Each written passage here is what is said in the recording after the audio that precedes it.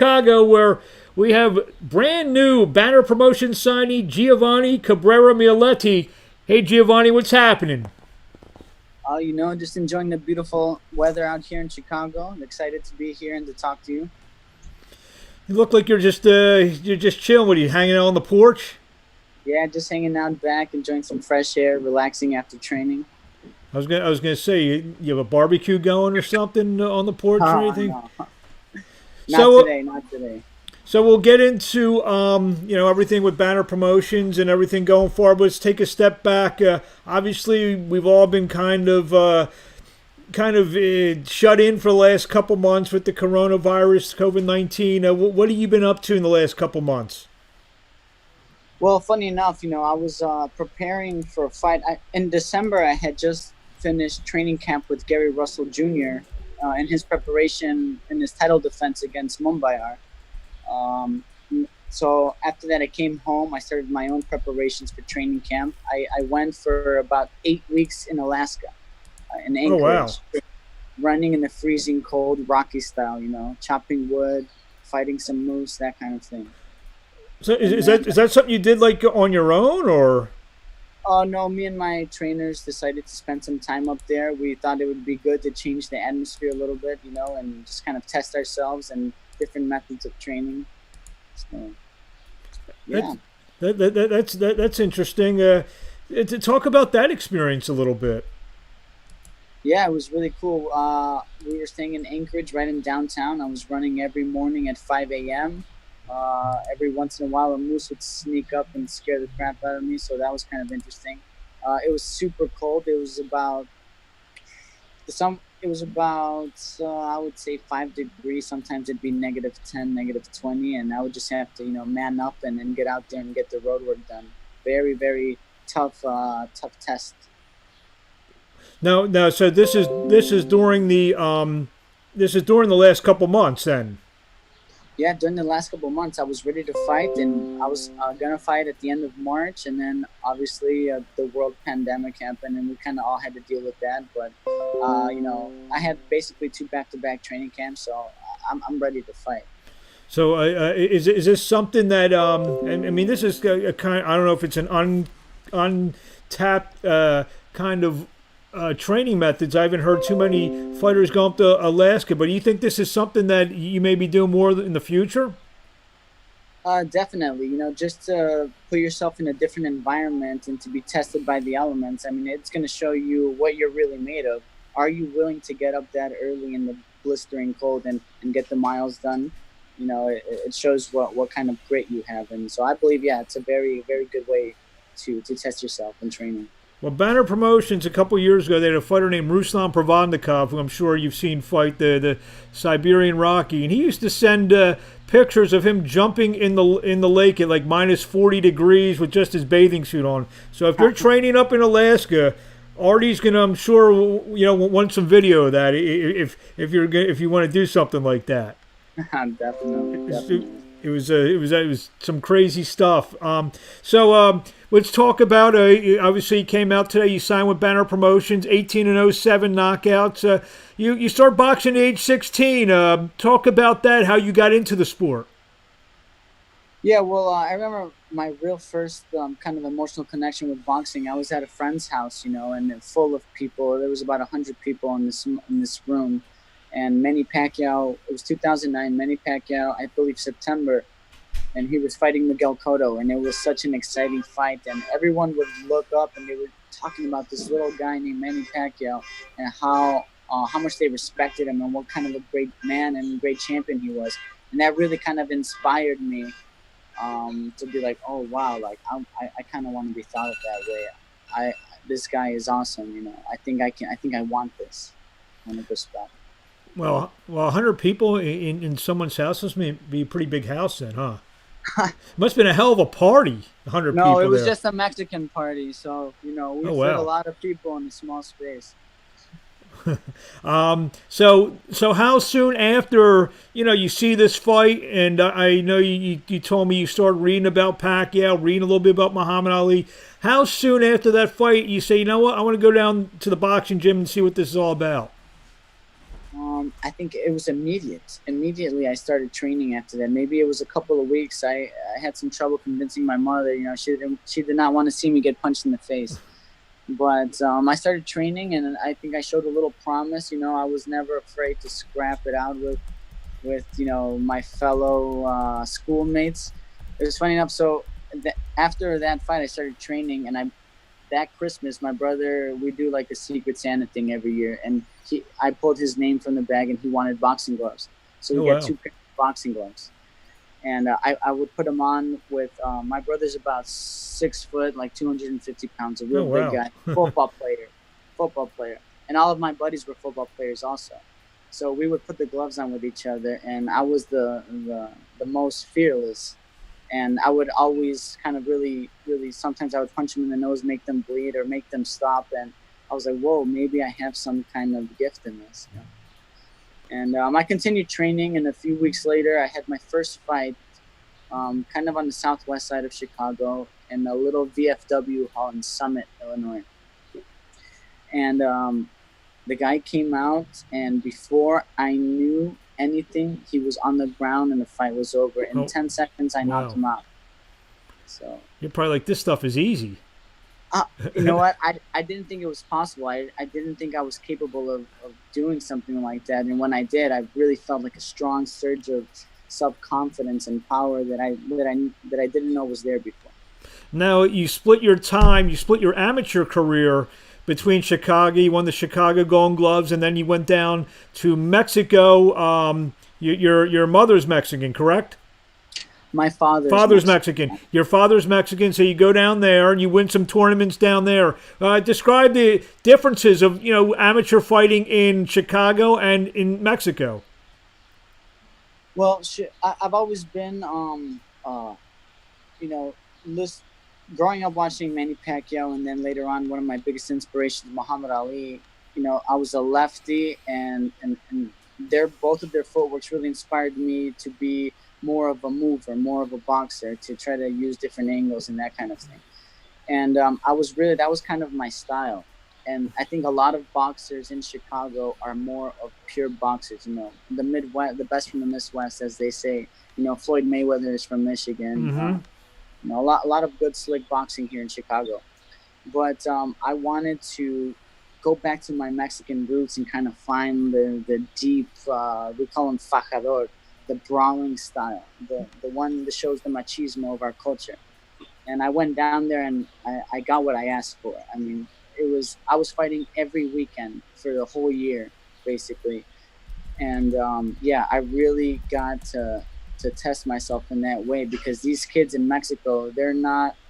I mean, Chicago's a rough place, but Mexico is just as rough, man. I mean, these kids come from nothing. They're angry. They want to fight, and I really learned everything that kind of same to generate that same energy in the ring is something pretty awesome. You mentioned your brawling style and your Mexican roots, but there's also a lot of great from the other half of your family, a lot of great Italian fighters, Italian Yeah. American fighters.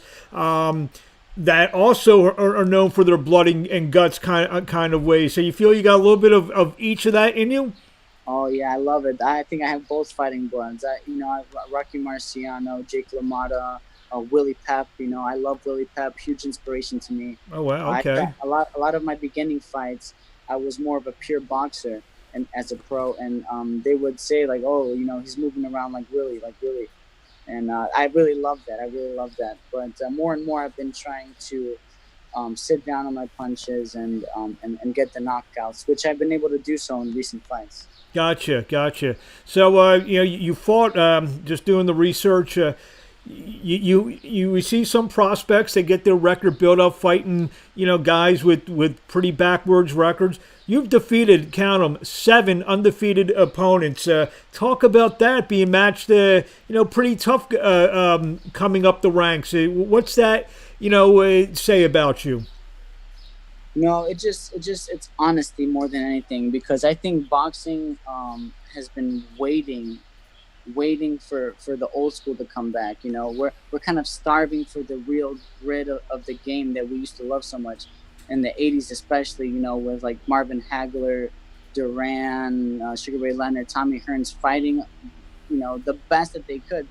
Those fights did not have to be made, and I kind of see myself as a inspired and a descendant of the old school of boxing. So I'm in boxing because I want to be a champion of the world, and I want to be a great champion. There is no pretending in this game. We call it the chamber of truth for a reason. So I say if I'm a boxer and if I'm going to be the champion of the world, bring them on. Bring them on, and I've been able to do that. And I think I think those guys thought it was going to be an easy fight. I think they thought that it was gonna, like, I was a fool for taking the fight, but really they were the foolish ones.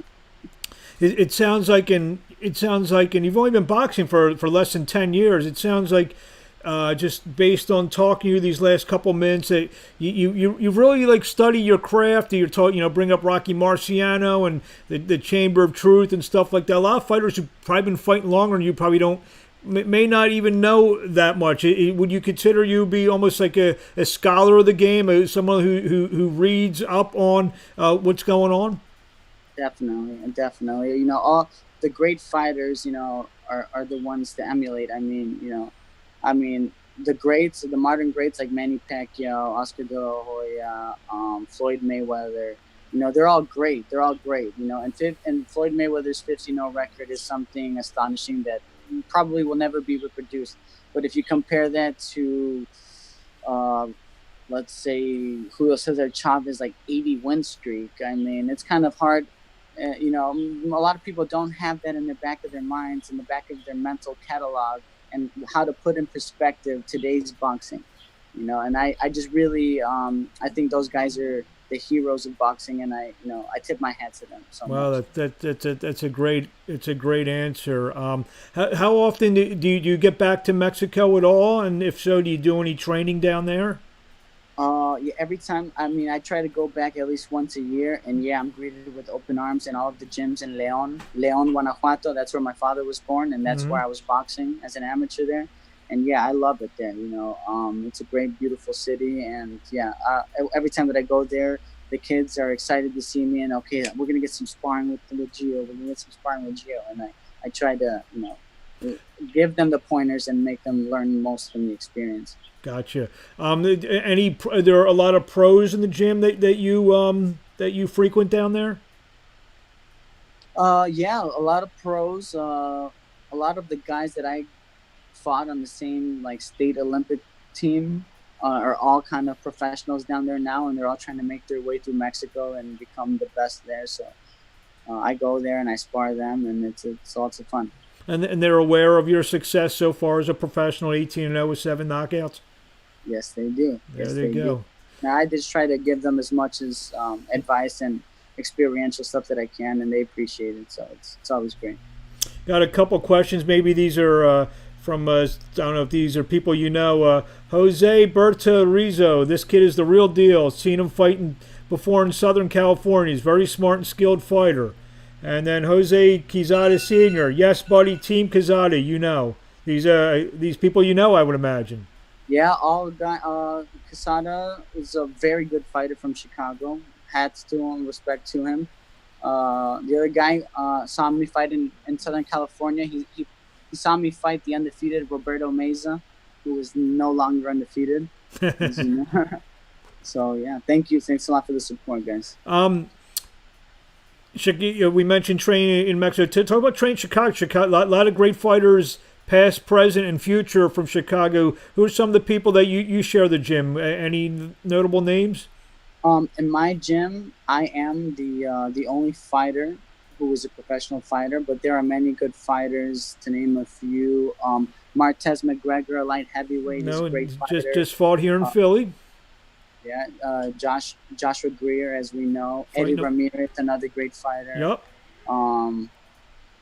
Josh Hernandez, a guy who I just beat at the Winchester Arena, very good fighter as well. Former Golden Gloves champion as well. Yeah, Chicago's full of talent. Nathaniel Gilmore, another great fighter. Good 54-pounder, yep. So yeah, a lot of good guys. So we're 18-0, and now in the last, with I think the contracts were signed a couple weeks ago, but now with Banner Promotions, and obviously Artie has had a lot of success with a lot of fighters. Talk about that move. Yeah, I'm really, really excited because I think it's a good fit for me, especially here in Venom Promotions. With guys like Ruslan Provodnikov, I mean, only a smart eye would be able to tell that that guy was one of the toughest guys in the modern era. I mean, Ruslan Provodnikov, to me, is just like a guy like Gene Fulmer, or one of those guys from back in the day who you could hit in the head with a frying pan and they wouldn't even flinch. So I feel like I bring the same kind of relentless kind of spirit, and a guy's gonna have to kill me before he beats me. I'll never give up in the ring. So I'm very proud of that. That's very. I think that kind of culture is the culture at Banner Promotions. We are true fighters. I just got done playing a bunch of rounds of boxing Jeopardy. My Achilles heel was some of the old stuff. I should have called you the night before my games. You're Yeah. bringing up Gene Fulmer and Marciano and all this stuff. Next time I play, I may have to, I may have to get some knowledge out of you. Obviously with everything going on, Rick Glenn asked when will he fight next. I would imagine you don't, because of everything going on. I don't know. Have you been given a date or anything? I think we're thinking about something in August, but Okay. again, it's something I have to discuss with Artie and Banner Promotions, and we'll decide then. But hopefully soon. I'm ready as always, and I'm just looking for the opportunity to get out there again. DeAndre Wilson says, respect. Linda Valley, we love you, Gio. Can't wait to see you fight under the Banner stable. So looks like you got a lot of fans out there, and you've already fought on national television. You got a nice win over Luis Perozzo on Showbox The New Generation. Talk about that fight. Luis Perozzo, I respect him. He was a very good fighter, very difficult, very tricky fighter. I had a game plan prepared for him, and I think he came out in the first couple of rounds and did the exact opposite of what I prepared for. So it was a nice surprise, but I'm the kind of fighter that I believe is intelligent enough to adapt. And once I figured out his style, I knew I had him. And my favorite part about this fight was the progression in between the rounds and hearing his corner. They first started like, Luis, you did a good job. You did a good job. Luis, you got to move your head more. You got to move. Fifth round, Luis, you're messing up, man. You're messing up, man. And then by the end, there was zero kind of hope for them, and it just kind of shows what a fighter will do when he is broken down, And I think I was very proud of that fight. He was an undefeated Olympian from Ecuador, so that's the kind of wins that I'll be proud of when I look back on my career. I was just about to say, a lot of people like those knockouts and stuff like those quick knockouts. Seems like you like the thinking man's aspect of it. We break them down the body, then go, kind of break them down little by little systematically, and then, maybe the late stoppage may come, or you put on a real complete performance. Would that be fair to say? I think it would be. I think that is fair to say. But for a while, as I really settled into becoming a professional boxer, I got like 6 straight knockouts in a row, and then I had a couple tough fights with Luis Perozzo and Josh Hernandez, and they're very good fighters. But yeah, I mean, knockouts come. All those guys that I knocked out. Antonio Escalante, former #1 world contender. Mm-hmm. I didn't try to knock him out, and I think as most really good fighters know that it's about how correct you throw the punch. When I knock guys out, I didn't even know that with what punch I hit them, but they were on the floor and they were down. So I think the best thing to do is just continue to set them up, continue to do the right thing, to bait them, and the knockouts will come. You mentioned Escalante. Like I said, when I was doing the research, see all these undefeated guys, some, guys that were brought in as opponents, but also Escalante, Tyrone Harris, 2 guys who have been in there with everybody, I mean, you've had a little bit of everything coming up. You feel that is kind of, you stir them all in a pot, and you've kind of got a little bit taste of all kinds of styles, all kinds of experience and whatnot. Oh, yeah. Yeah, I fought boxers, counter punchers, brawlers, swarmers. I fought lefties. I fought righties. I think I'm very well prepared. To for a lot of the things that are going to be expected at the high level. But I don't think that they have ever fought a guy like me. So I There think you it's going to go. be a very tricky situation for them once Right. they come face to face with it. Winding down with Giovanni Cabrera Mioletti. Got a question for you. Uh, Mexican and Italian, two of the greatest cuisines on the planet. Do you? I'm gonna try not to get you in trouble with your parents. Do you prefer one over the other? Oh man, it's so hard to choose. It's so hard to choose. I love Mexican food. I love like carne asadas. I love tacos.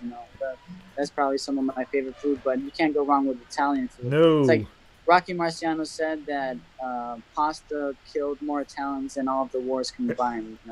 Wow. So as a boxer, I try to stay away from that kind of stuff too much. But I love it. Yeah, incredible cuisine, and Chicago has some of the best of both Yes. food. Definitely. We gotta get you to Philly. There's a couple of Italian spots. I know Artie will not be shy showing you some nice Italian restaurants in Philly. So, um, Awesome. anything you want to say to the fans in closing? We get to know you a little bit more here tonight. You know what? I look out for me. I think I'm the real deal, and I'm willing to face all challengers. I'm willing to make the best fights, and I think I'll be the champion that people have been waiting for. So, thank you for your continued support, and I'll be here, and I can't wait to show my talents in the next fight. And my last question I ask everybody: where do we find you on social media? You can follow me on Instagram under Gio Cabrera Boxing, and on Facebook under Gio Cabrera Mioletti Boxing. This has been a tremendous interview. I thank you for a few minutes of your time, and when you get that date scheduled, we'll get you back on and we'll preview the fight.